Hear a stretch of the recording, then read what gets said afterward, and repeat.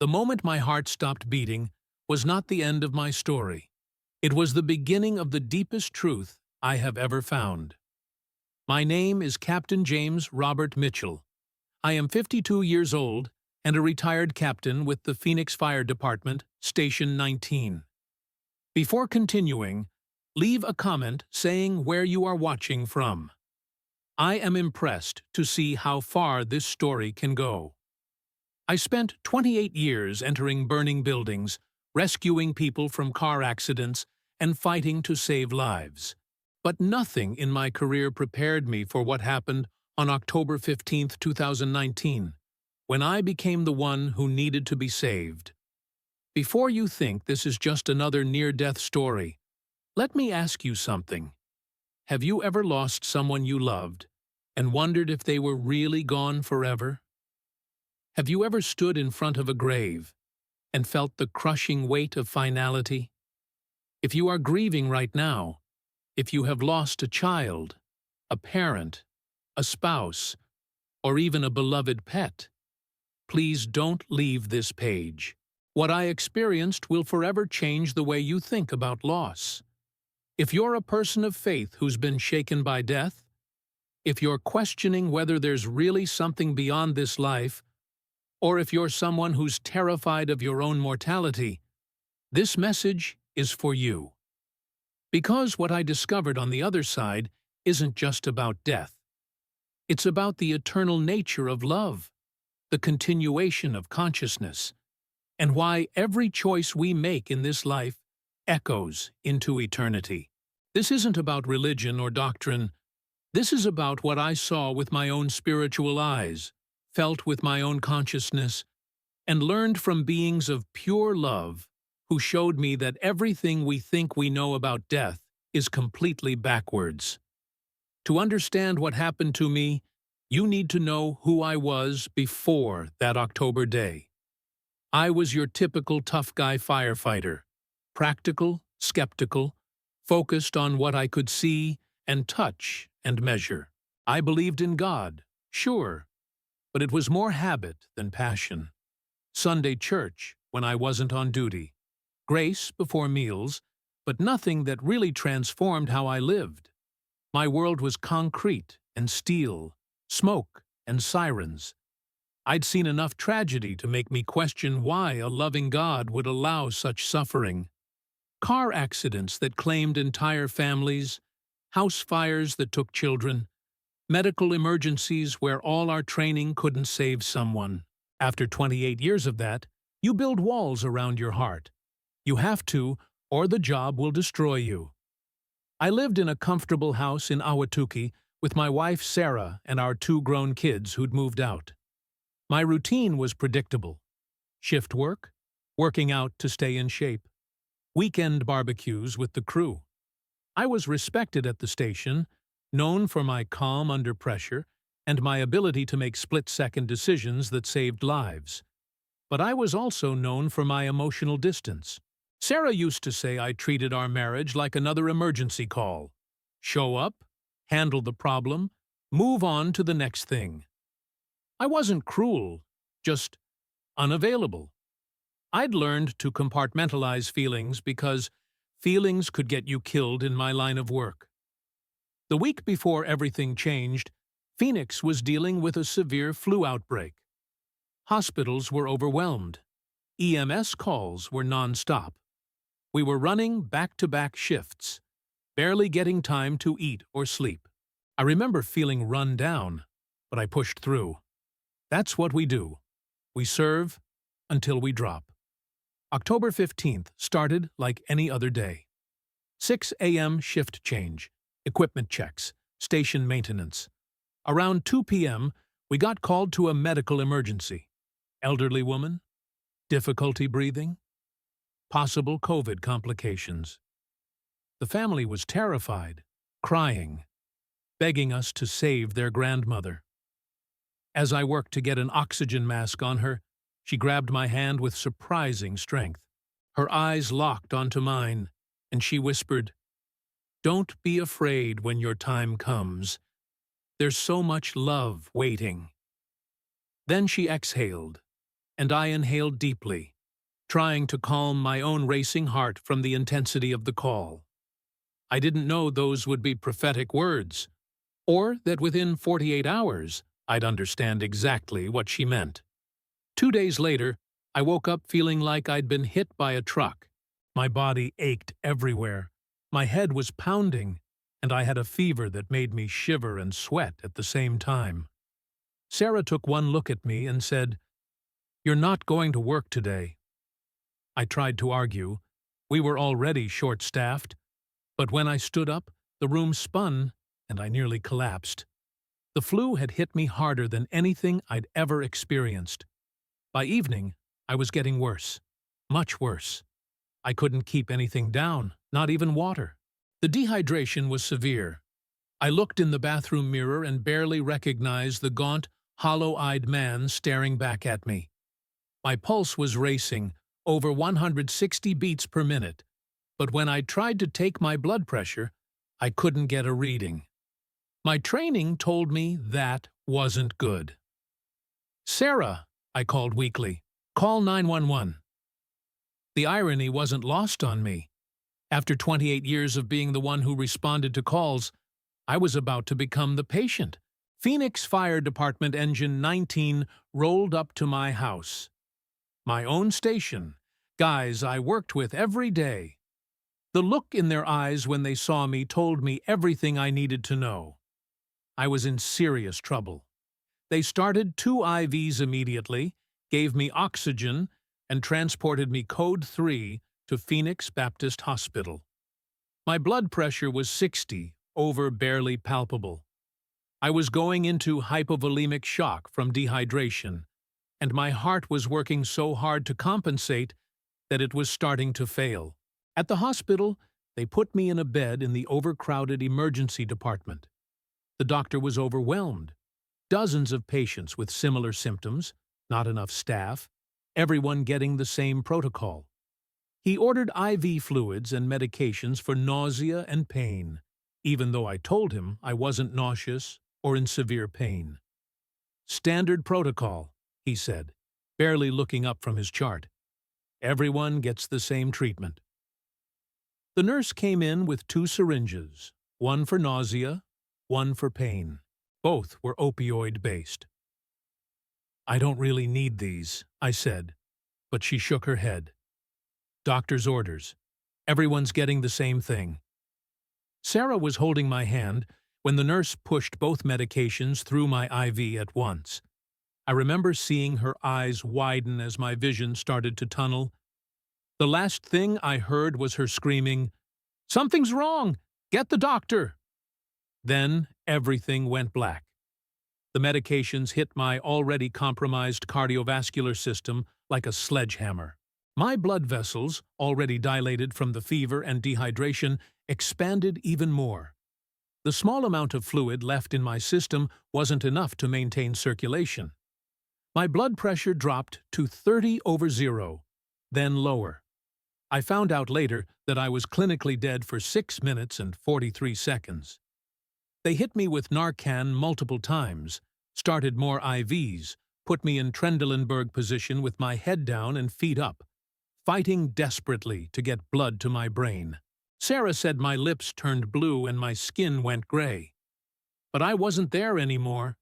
The sensation of leaving my body was like being released from a prison I didn't know I was in. Imagine being trapped in a hot, stuffy closet your entire life, then suddenly being let out into a vast, beautiful landscape. The relief was indescribable. I found myself floating above the hospital bed, watching the medical team work frantically on what I now knew was just the shell I'd been living in.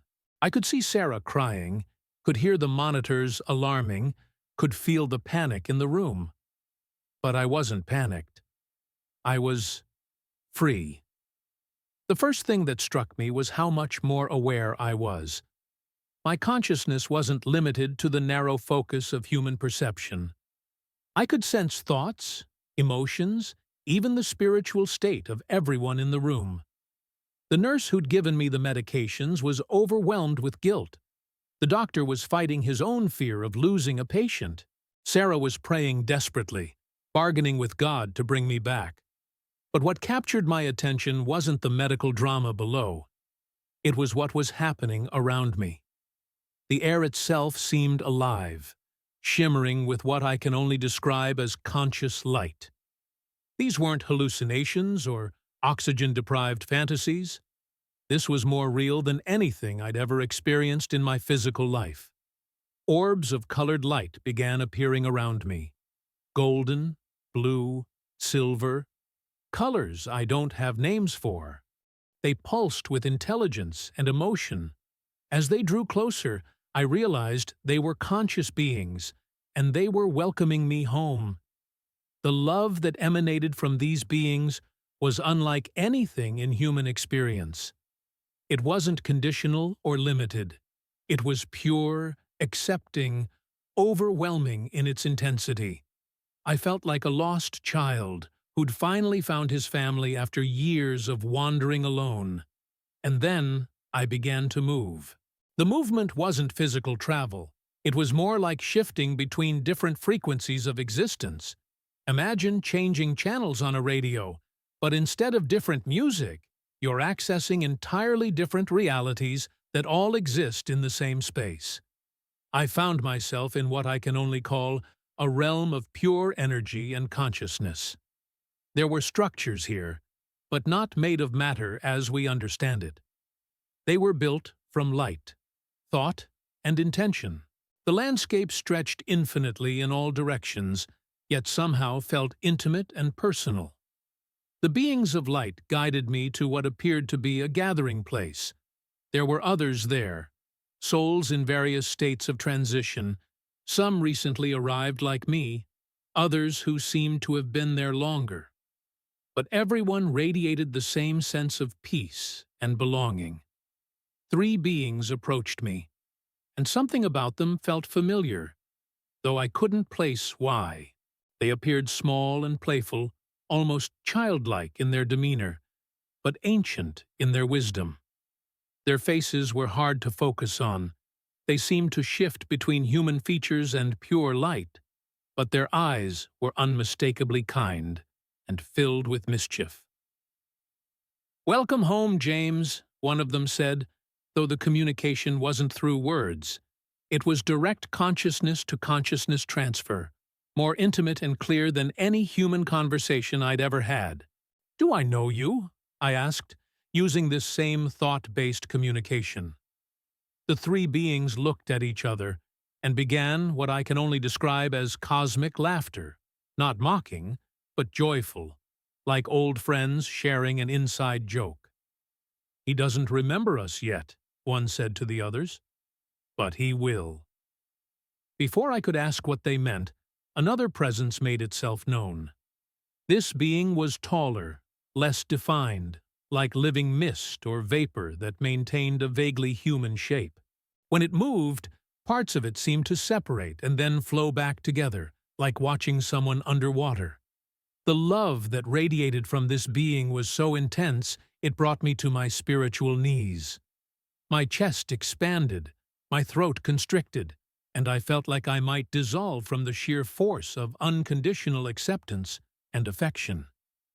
"My dear child," this being communicated, "you have served well in the physical realm, but your understanding of service is about to expand exponentially." "I don't want to go back," I found myself saying. This is where I belong. This is real.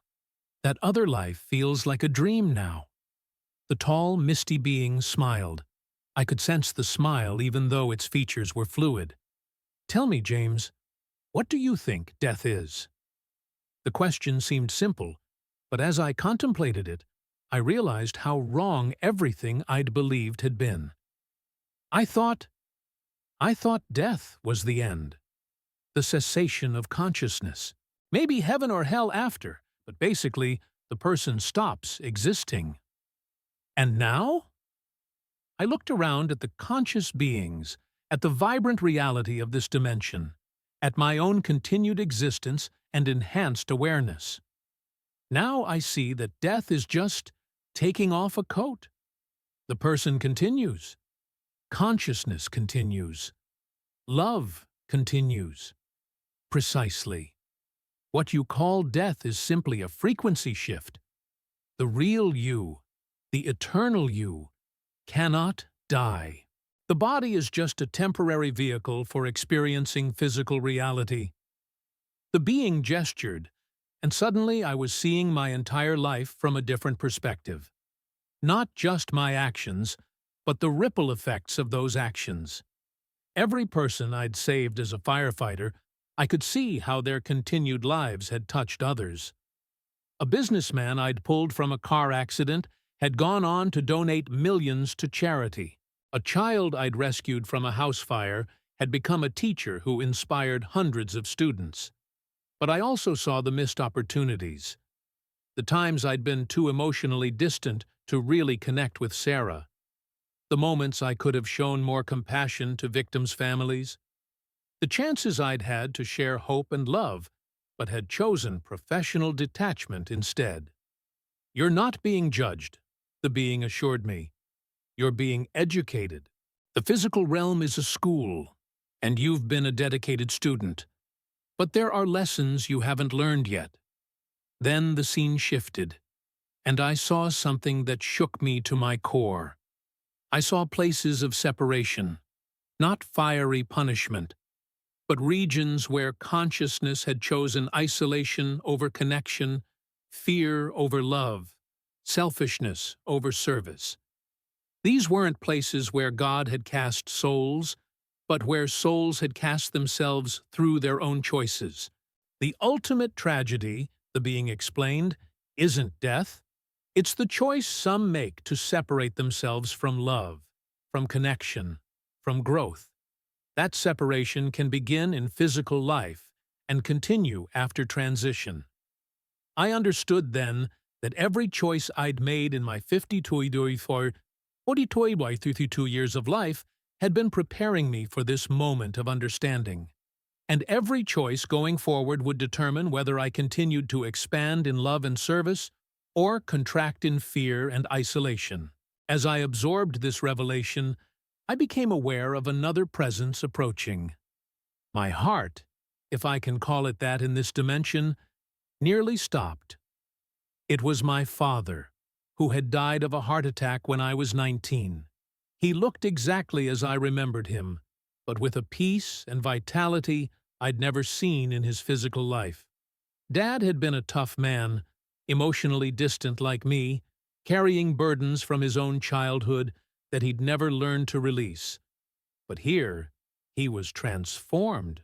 "Son," he said, and his voice carried 3 decades of love that he'd never been able to express in life. "Dad, I've missed you so much." Emotions that I'd buried for 33 years came flooding out. "I'm sorry I wasn't there when you died. I'm sorry we never really talked about what mattered." He embraced me, and in that embrace, I felt not only his love, but his complete forgiveness and understanding.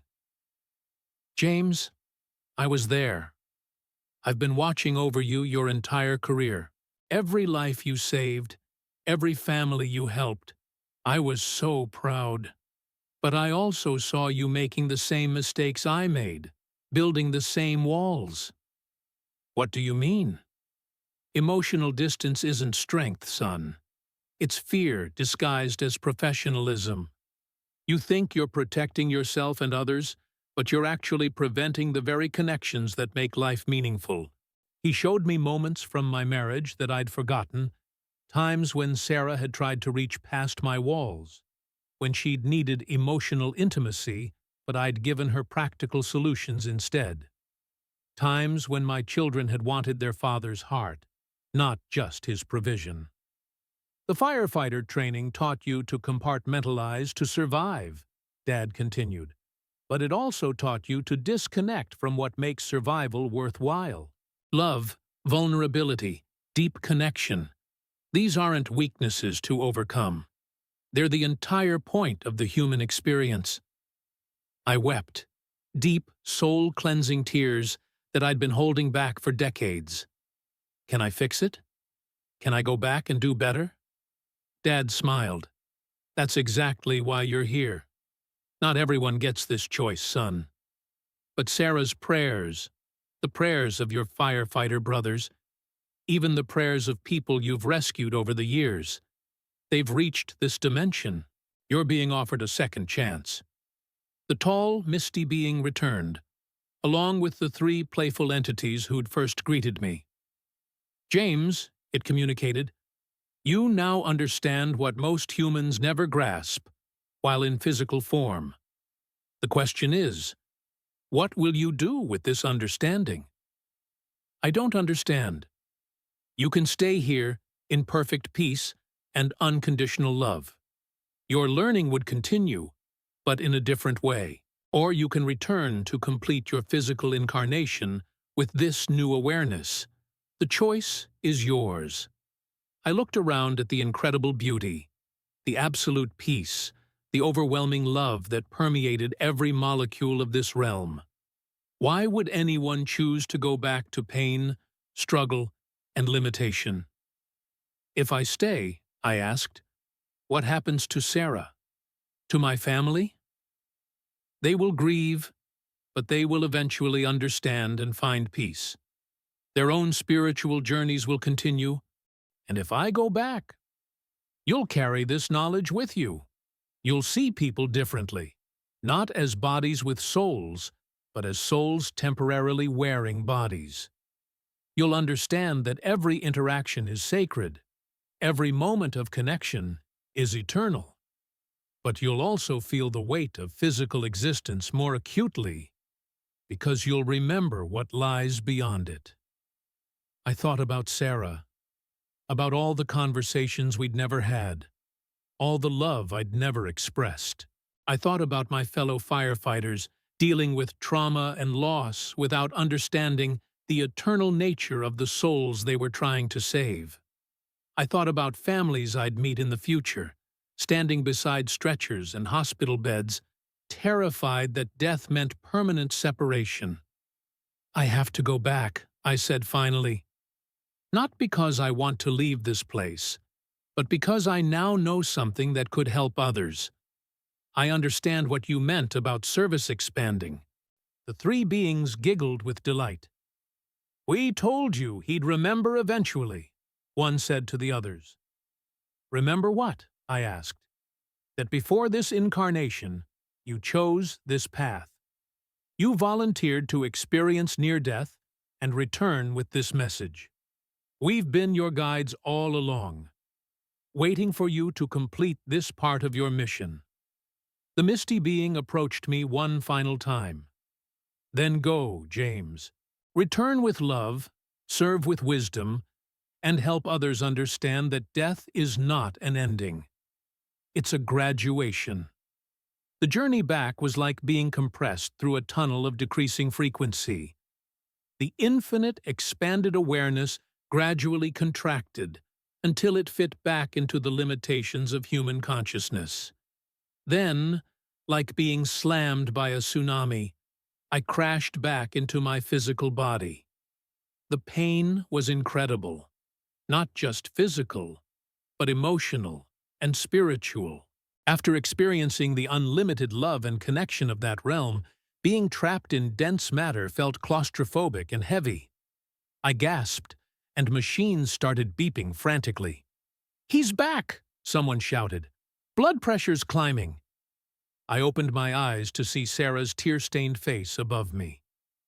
"James? Oh my God, James, can you hear me?"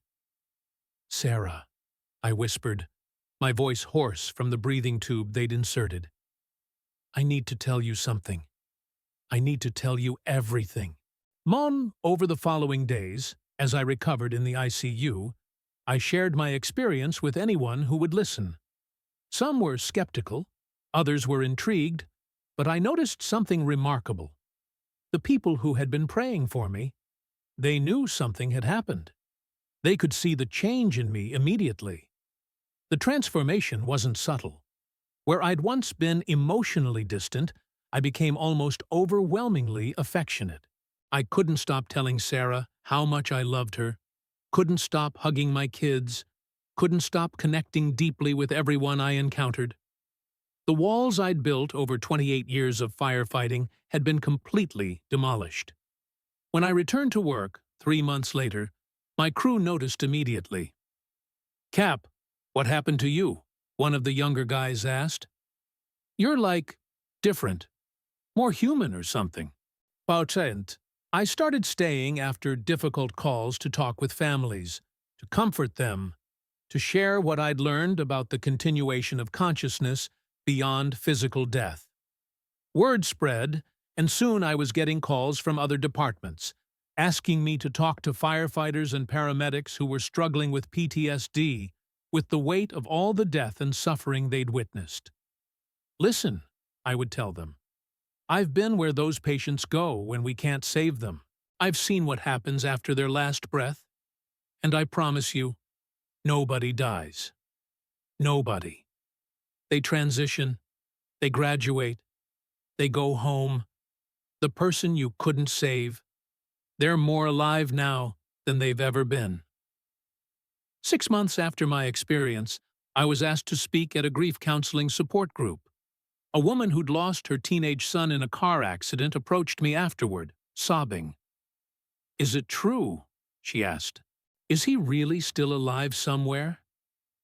I took her hands and looked directly into her eyes. "Ma'am, I give you my word as a firefighter who spent 28 years dealing with death. Your son is not only alive, he's more himself than he's ever been. And he's surrounded by more love than you can imagine. The only thing that's changed is that you can't see him with your physical eyes anymore."